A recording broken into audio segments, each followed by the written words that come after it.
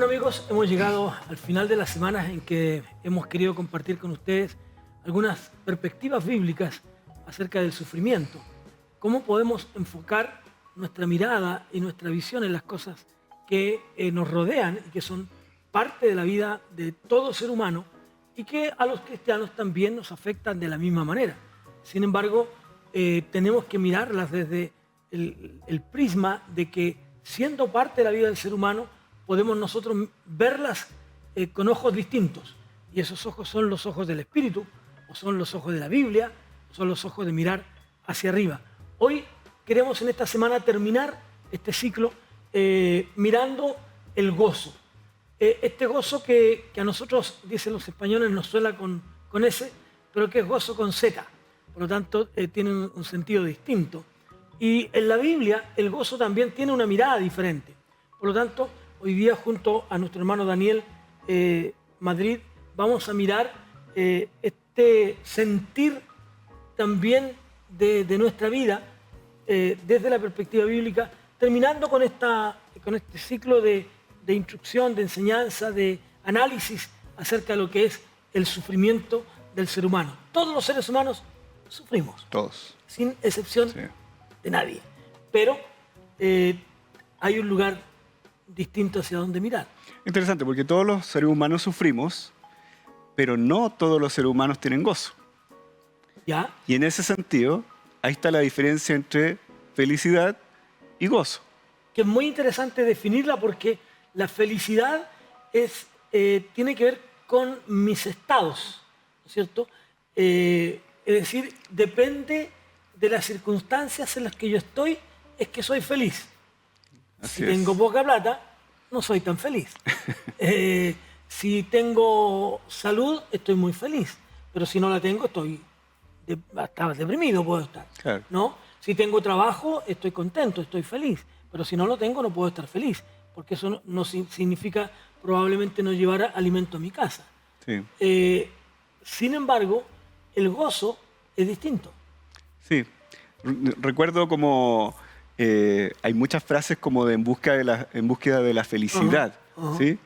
Pienso como en los perros cuando pasa un auto y persiguen y nunca lo encuentran, nunca alcanzan el neumático. ¿Sí? A todo esto no sé qué harían si es que lo alcanzan. ¿No? Pero de alguna manera la felicidad es más relacionada con lo que hablamos del concepto de salud mental. Ya. Un bienestar emocional, un bienestar físico, un bienestar social, que depende un poco de las circunstancias de este bienestar. En cambio, el gozo es algo que está puesto. ¿Se tiene o no se tiene? Dice la palabra que dentro del fruto del Espíritu Santo está el amor, el gozo después del amor. El gozo es algo que se lleva. Ahora, se puede tener más o menos completo, pero está ahí presente. Desde esa perspectiva, entonces, y tomando algunos ejemplos bíblicos, podríamos decir que el gozo no se pierde, porque disminuye. Incluso uno lo ve en el Salmo 51, cuando David dice, vuélveme el gozo de mi salvación. Es decir, David no está pidiendo ser salvo. No. Está diciendo que el pecado no le está permitiendo disfrutar su salvación. Disfrutar, aumentar, claro, ¿cierto? Tenerlo así al tope. Exacto. Entonces, eso hace que él se sienta distinto, que él se sienta diferente. En cambio, como dijimos recién, las circunstancias son las que evalúan mi estado de felicidad. Sí. Uno podría definir el gozo como el deleite que produce el Espíritu Santo. ¿Ya? ¿Sí? Es como la satisfacción plena, de alguna manera, que el Espíritu Santo produce en nosotros cuando, ¿cierto?, somos salvos. Claro. ¿Sí? Y que si... Entonces, como bien tú decías, no todos los seres humanos tienen gozo. No. Solo los que han sido salvos. Solo los redimidos. Y eso es algo que nuestros auditores, nuestros hermanos tienen que entender. El gozo es solo para aquellos que han recibido a Cristo como su Señor y Salvador. No hay otra manera de tenerlo. Amén. Y es interesante lo del gozo, porque en realidad no es, como decía, no es algo opcional. ¿Sí? Y de hecho Pablo en Filipenses 4 nos manda a regocijarnos. ¿Sí? Dice, regocíjense o regocijaos en el Señor siempre. Y lo repite, otra vez lo diré, regocíjense. ¿Sí? ¿Cómo yo puedo mandar a alguien a ser feliz, por ejemplo? Claro. Es difícil. Por eso es la diferencia. Claro, y eso sería como el texto que usamos la semana pasada, si no me equivoco también, cuando hablábamos acerca de que a los que aman a Dios, todas las cosas le ayudan a bien. A veces la gente usa eso para decir que tranquilo, que te va a ir bien después. No, dice que a los que aman a Dios. O sea, la cosa más terrible que me pueda ocurrir en mi vida, si yo amo a Dios, en algún momento redundará en una bendición. Está dentro del plan. Claro, en algún minuto cambiará mi sentir porque Dios lo hará cambiar, porque esa es su promesa conmigo, que Él va a cambiar, como dice el Salmo, ¿no? Él va a cambiar mi lamento en danza, Eso. Él va a cambiar mi lamento en gozo, por lo tanto, pero lo va a cambiar Él en la medida que yo lo reciba como mi Salvador. Exacto. Y es difícil pensarlo desde la perspectiva humana. ¿Sí? Claro. Por ejemplo, cuando el Señor en el Sermón del Monte dice, bienaventurados, ¿cierto? Los pobres de espíritu, dice. Claro. ¿Sí? Los que lloran.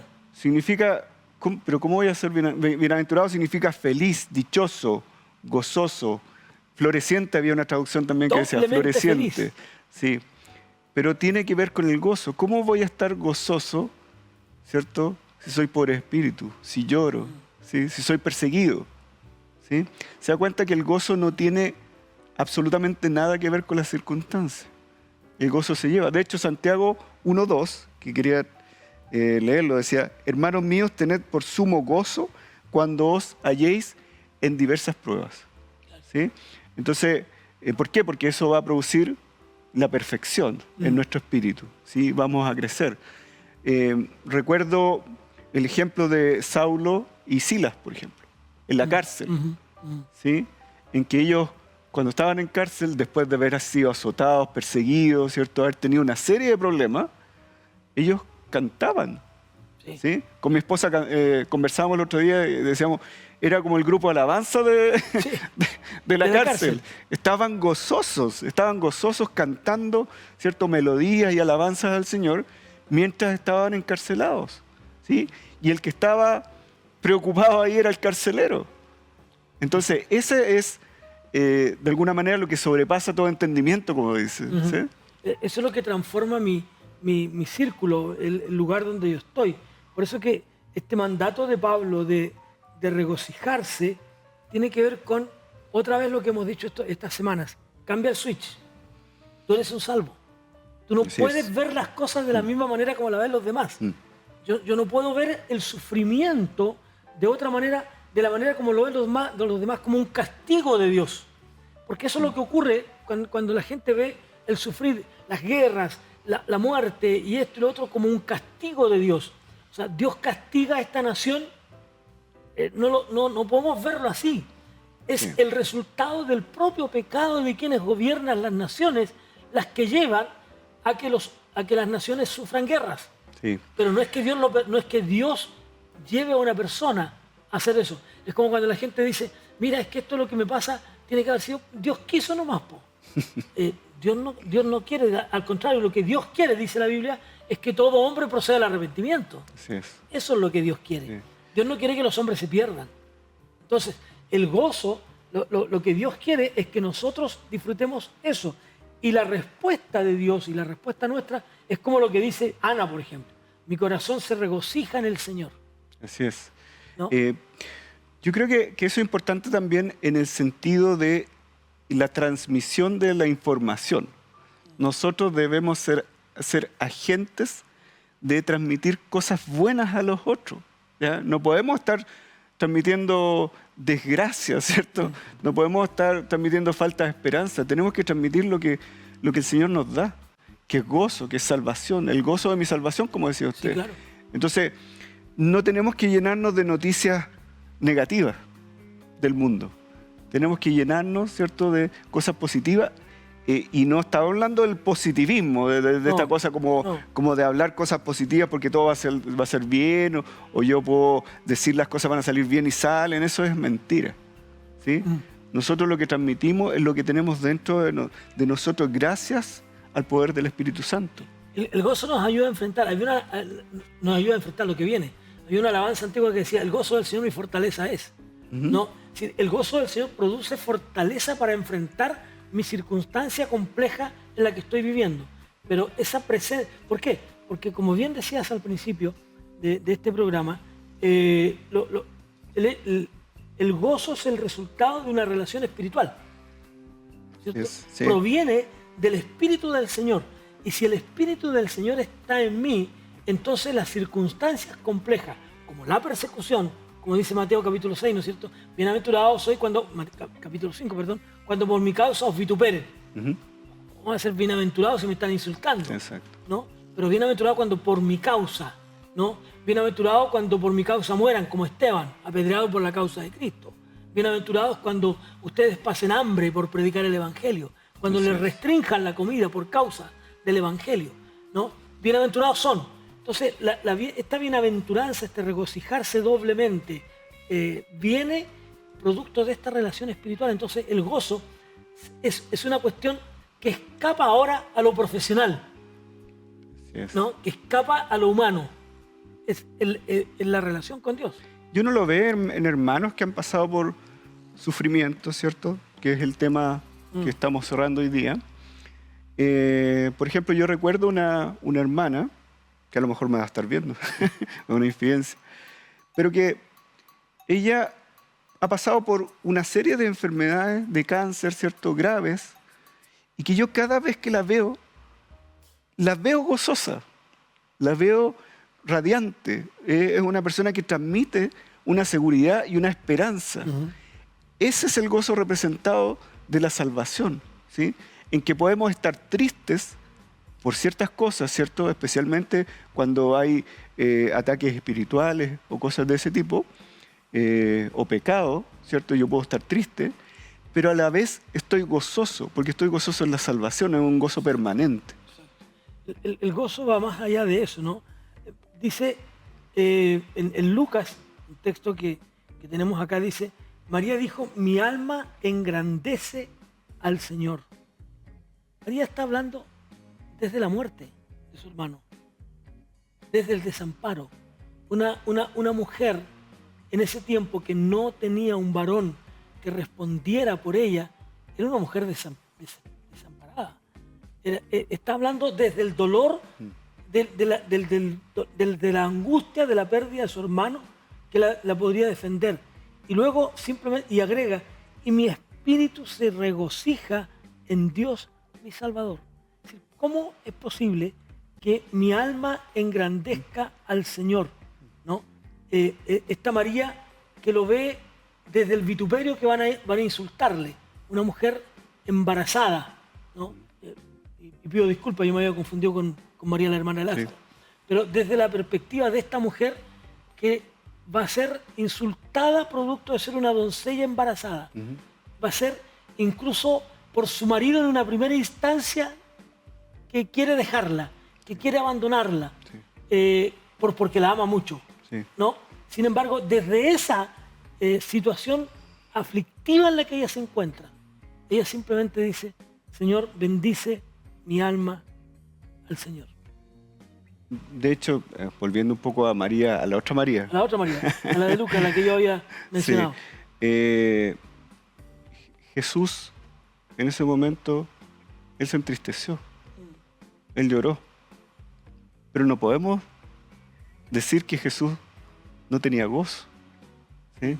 Entonces está esta perspectiva, ¿cierto?, de la naturaleza de las personas que pueden estar tristes, pero los que hemos creído en el Señor estamos con gozo permanente. Como Pablo dice, regocíjense, porque está ahí adentro, regocíjense, claro. Tienen la obligación de regocijarse. Y es importante, como decía, que este regocijo lo transmitamos a las personas, ¿sí? Que no seamos agentes ¿cierto?, de entristecer, de abatir a nuestros hermanos, sino que dice la palabra con salmos, con himnos, deberíamos hablar, deberíamos, ¿cierto?, animar a los que están acongojados, ¿sí? Animarlos porque el Señor trajo salvación, ¿cierto? Y a partir de la salvación yo tengo el gozo. Sí, eso es como cuando podemos visitar a alguien, ¿no es cierto?, que está enfermo, y no decirle, hermano, qué pena que estés enfermo, te vas a morir, ¿no? Hermano, da gracias a Dios. Y conocemos personas así, como bien decías tú. Yo he conocido personas en mi largo tiempo de ministerio que en medio de su dolor alaban a Dios y que aman al Señor profundamente y que no reniegan del amor de Dios. Y no es fácil animar, Daniel, a una persona que no conoce al Señor. No es fácil animarla en un estado de salud quebrantada y en aflicción. No es fácil, porque lo que está viendo esa persona es su circunstancia. Sí. Y su circunstancia es dolor, su circunstancia es enfermedad, su circunstancia es no poder preocuparse de su marido si es mujer o de su señora si es hombre, no poder preocuparse de sus hijos. Su circunstancia es dolorosa y lo que ella ve es dolor, es amargura, es tristeza, no puede estar contenta. Pero es fácil animar a alguien que desde ese mismo dolor ve su enfermedad desde la perspectiva del gozo del Señor. Sí. Y la ve como algo transitorio, la ve como un paso aquí en la tierra, pero su esperanza no está puesta en la salud, Sí. sino que está puesta en Jesús, el autor y consumador de la fe. Sí, ahora tenemos que ser agentes de consuelo también, ¿ya? Tenemos que, a veces nosotros vamos y animamos a las personas que están en sufrimiento y decimos, tú vas a estar bien, o le prometen cosas que en realidad no están bajo el control de nosotros que los vamos a visitar. Somos agentes de consuelo, debemos acompañar a los que están afligidos, ¿sí? Y por lo tanto a veces no es hablar tanto, ¿cierto?, sino acompañar. En el caso de los cristianos uno hace compañía. En el caso de las personas que quizá no tienen seguridad de salvación, es hablarles del Señor, porque es la única forma en que ellos puedan llegar al gozo. Entonces ahí hay que hacer una distinción, ¿sí? El gozo es solamente para los redimidos. Exacto. No hay otra posibilidad de tener gozo si no es en Cristo, ¿no? Entonces encontramos estos principios en las Escrituras que tienen que ayudarnos a nosotros a encontrarnos con Dios. Son principios que tienen que mostrarnos que hay alternativa. En medio del sufrimiento, de una depresión, de una preocupación, de un trauma, de aquellas cosas, de la ansiedad, yo puedo y debo tener esperanza. ¿Voy a vivirlas? Sí, amado hermano. Usted que nos está viendo hoy día, usted, y como estamos ya cerrando nuestro ciclo de estas reflexiones que hemos tenido con Daniel acá, con ustedes, ¿vamos a vivir momentos como estos? Sin duda. Usted puede vivirlos. Recuerde otra vez las palabras de Jesús. En el mundo tendrán aflicción. Jesús también dijo, esto hicieron con el árbol verde. Es decir, lo maltrataron, lo escupieron, lo menospreciaron, lo azotaron. Esto también pueden hacer con ustedes, que son simplemente árboles secos, ¿no? Con mayor razón con ustedes. Por lo tanto, si el Señor estuvo sujeto a estas pasiones, sujeto a esto, si los profetas que nosotros admiramos, como Elías, como Moisés, como otros hombres de Dios, como Isaías, etcétera, etcétera, que murieron también muchos de ellos de forma trágica, ¿no? O cuando miramos los apóstoles que también sufrieron por causa del Evangelio, como Pablo, Pedro, etcétera, cada uno de ellos, podemos tener entonces esperanza de que aunque nosotros suframos, vamos a tener también la oportunidad del retorno del encuentro con nuestro Dios. Así es que regocíjese en el Señor. Reciba las palabras del apóstol Pablo. Regocijaos en el Señor siempre. El gozo es el resultado de nuestro encuentro con Dios.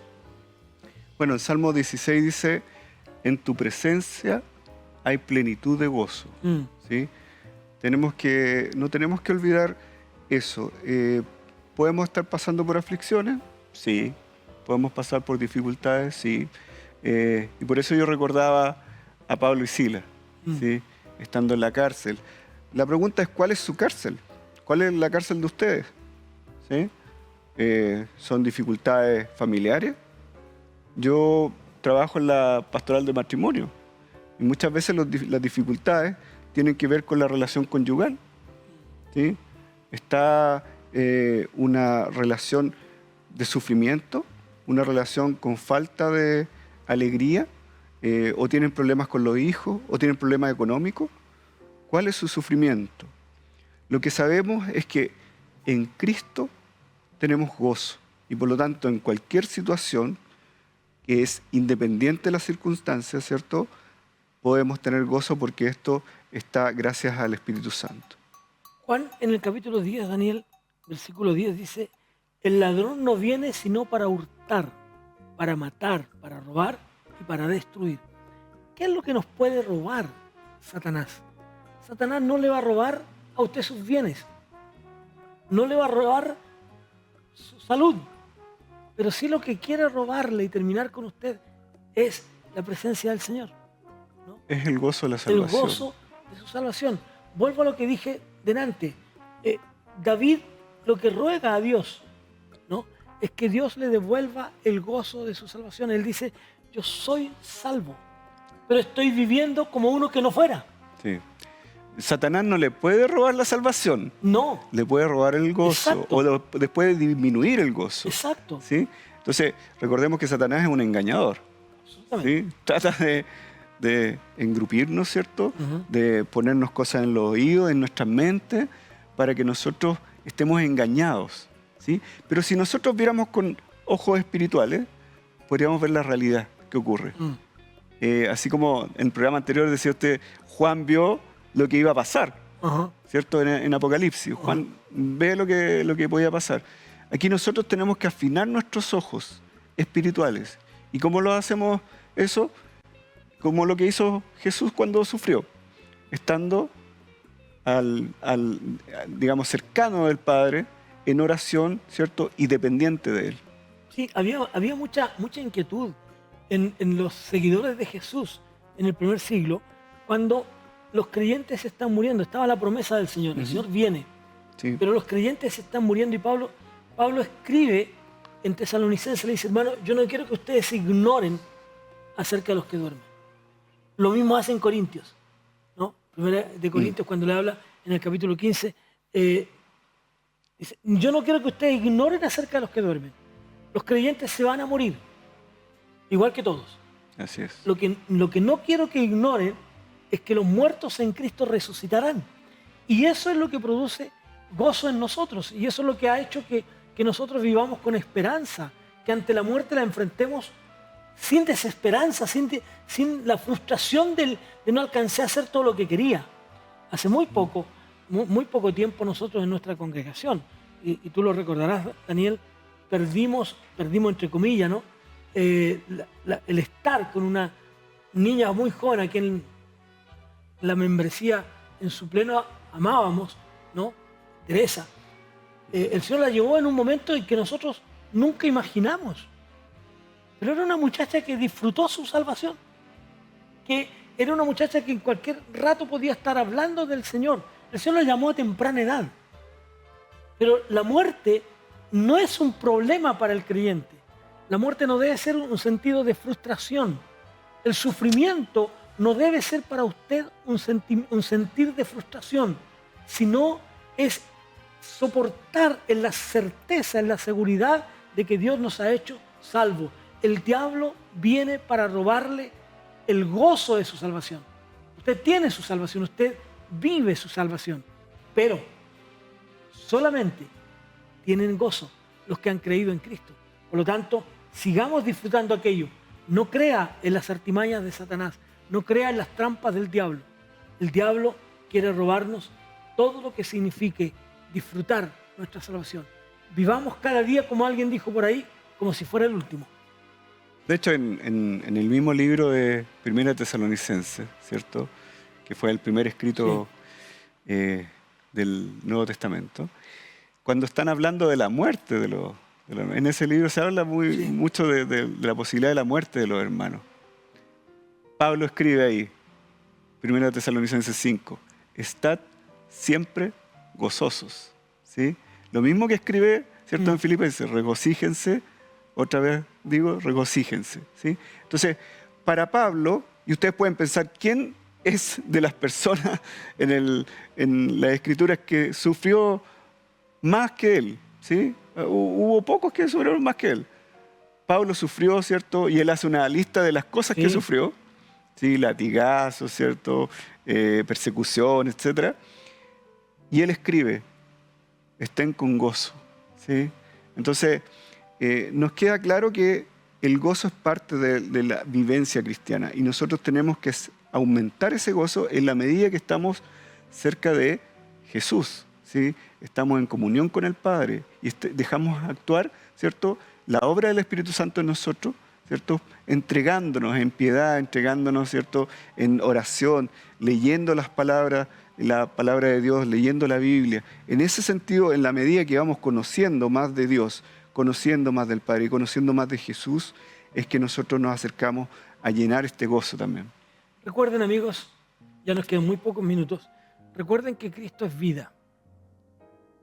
Cuando nosotros recordamos y creemos en que Cristo es vida, entonces nada de lo que acontezca alrededor de eso, en este tiempo en que estamos aquí, nos podrá robar lo que nosotros tenemos como vida. Vida en abundancia, vida que comienza el día que nosotros creímos en Cristo como Señor y Salvador, pero vida que no terminará porque es eterna, es por los siglos de los siglos. Amigos, estamos terminando, Daniel, ya tenemos que despedirnos de nuestros amigos y hermanos de la Segunda Iglesia Bautista de Santiago, despedirnos de todos ustedes que nos ven a través del 15.1 también, decirles que ha sido un placer compartir con ustedes este tiempo de reflexión, de diálogo con Daniel acerca del sufrimiento. El sufrimiento vendrá, pero más grande que el sufrimiento es la paz que nos da Dios. Entonces regocíjense. Y lo repito, regocíjense. En el Señor siempre. Dios les bendiga.